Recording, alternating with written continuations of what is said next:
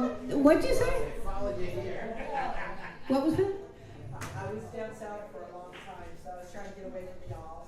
Oh, no, I'm sorry. I was born in New York, but I grew up in Louisville, Kentucky, and y'all are always going to be y'all to me. Always. Sorry. I always say, how are y'all doing? They go, y'all. And then when I visit my father up in the Bronx, listen, he's never even been in the Bronx. In Brooklyn, I would, when my father, I'll tell a story. That's what I'll do with my time. When my father and mother divorced, we went to Louisville, Kentucky, me and my sister, and so I grew up in Louisville, Kentucky, but I used to visit my father. I keep dropping my lights. Glad it's not my tassels. So I grew up in Kentucky, and I would visit my father. And when I go visit my father, I had a really southern accent because I was down there for a long time, went to school there and everything like that. And people would say, where are you from? But they'd say it with a Brooklyn accent or whatever. I say, I'm from New York. They go, New York? And I go, yeah, the southern part. Come on, that's funny. All right, that's pretty bad. Okay. Anyway, I'm sure I've told this story to people. How many people know my story about the lights? How many people would like to hear it again? Yeah. Okay, I think you all know, by the way I look, I'm pretty conservative. I don't, I like to blend in the crowd. I don't, But anyway, I come from a very artistic family. My mother was a famous cartoonist. She did cartoons for over 65 publications and for the Saturday Evening Post. She knew Norman Rockwell and everything, but anyway, I swore that I was probably one of her artistic cartoons, and I walked out for paper like Jocko the Clown. You know Jocko the Clown? Okay, but anyway, back to the story. I'm going to a party. This is about maybe 10 years ago, 7 years ago or whatever.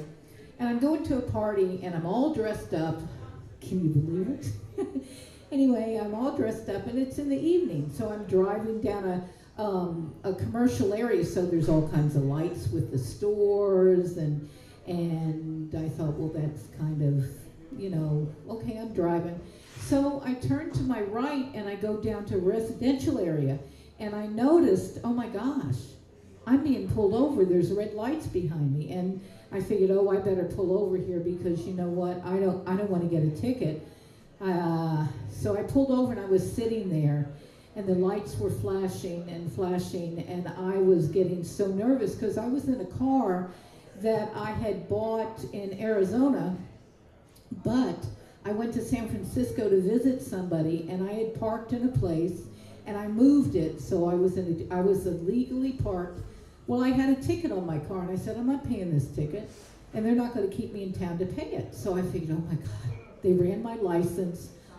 They're going to take me to jail. No one knows here I'm in this car, and I'm going to this party, and I didn't have a cell phone or anything like that. This must have been 8 years ago.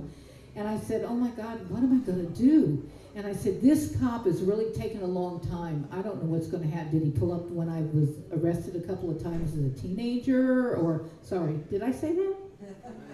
Okay, strike that from the record. I'll tell you about those. That was funny. I was in a raid at a club called the Double Calf. They put 31 people in one paddy wagon. Now that's a party. Okay, so anyway, I'm so nervous. And I'm like shaking. I said, where is this cop? So I take the rear view mirror down and I tilt it to look over my left shoulder. And lo and behold, it was a blinker blinking on my hat. I pulled myself over. And this is a true story. So I didn't tell anybody. I was so embarrassed. So I ended up going to the party, didn't say nothing. I was quiet. I said, I hope nobody passed me or anything. So I go to the Woodstock reunion 6 months later, and I see a friend of mine. I said, can I tell you something? It was so embarrassing, but can I tell you? And you promise you won't tell anybody? He says, Mary, you can trust me. After I told him that story, he looked at me and says, Mary, I love you, but There is no way that I am going to keep that story to myself. He said, I love you, but I gotta go. Okay, I was there for a whole week. Every single hippie that walked the face of Bethel came up to me and said, Mary Poppiins, I heard you pulled yourself over. If I heard it once, I heard it at least 1,000 times. And I said, yeah. They said, did you give yourself a ticket? And I said, no. I let myself off with a warning. Is that good? Is that good? Is that a good story? Let's see if I can tell you another story. I can tell you about the one time no, I won't tell you about that because this is probably being recorded, and I heard once it's recorded, you're out of luck. But anyway, you know what song I'm going to sing? I'll sing one more song and that's it.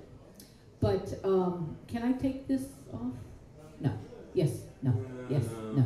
Okay. Yeah, I can get it off. Yeah, okay.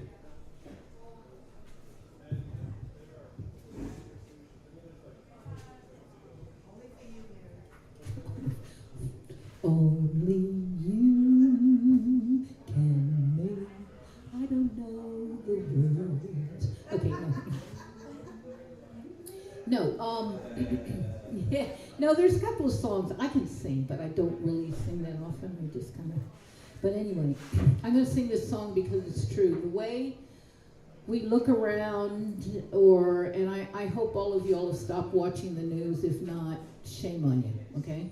Because we need to keep a positive attitude and stick with one another and love one another and live right. Be kind, even if nobody else is. Do the right thing, even if nobody else does, and love one another. Come on, people now, smile on your brothers, everybody get together. Try to love one another right now. Perfect. So this song I want to sing. I see trees of green, red roses too. I see them bloom for me and you. And I think to myself, what a wonderful world. Yes, I think to myself, what a wonderful world. I see skies of blue, clouds of white, bright blessed day and dark sacred night. And I think to myself, what a wonderful world. And I think to myself, what a wonderful world. Colors of the rainbow so pretty in the sky. I see it on the faces of people passing by. I see friends shaking hands, saying, how do you do? What they're really saying is, I love you. I hear children cry. I watch them grow. They will learn more than I'll ever know. And I think to myself, what a wonderful world. And I think to myself, what a wonderful world. And the colors of the rainbow so pretty in the sky. I see it on the faces of people passing by. I see friends shaking hands, saying, how do you do? What they're really saying is, I love you. I hear children cry. I watch them grow. They will learn more than I'll ever know. And we think to ourselves, what a wonderful world. And we think to ourselves, what a wonderful world. Oh, yeah. Thank you for letting me get up here and do my thing. And I'm not usually as flashy Well, I'm flashier myself. But anyway, thank you. What you say? What? And I just want to say, is there any way you could there's a card in that bag. Angela, can you get it for me? There's something I want to read to you because it's important because I'm around my musician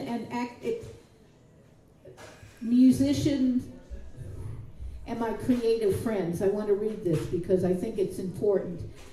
And I want to read this because I came across this card and it's so true because it's about you all. You like? Okay, monkeys. No, monkeys. I'm not calling you all monkeys. Okay, anyway, it's taken me, I'm talking to each and every one of you at the sound of my voice, and you too out there in YouTube land. It's taken me a long time to understand you and interpret your actions and comprehend your motivations. But I think I finally got it figured out. All you musicians and creative types, you're nuts. That's it. Okay, God bless you. Thank you so much.